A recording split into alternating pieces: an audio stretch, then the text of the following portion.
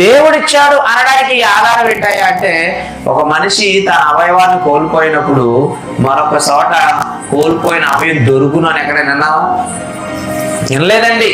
మానవ దేహంలో ఉన్న అవయవాలు మరొకరు తయారు చేయలేరు. కారణం ఏంటంటే, ఈ దేహంలో ఉన్న అవయవాలన్నీ దేవుడు తయారు చేశాడు కాబట్టి. అబద్ధం అనుకుంటారేమో. ఏబు గ్రంథము 10వ అధ్యాయము 8వ వచనంలో,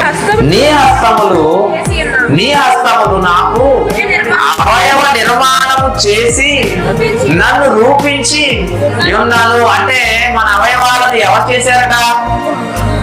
ప్రియమైన దేవుని వల్ల మన అవయవాలను దేవుడు చేశాడు. దేవుడు తన హస్తాలతో రూపొందించాడు.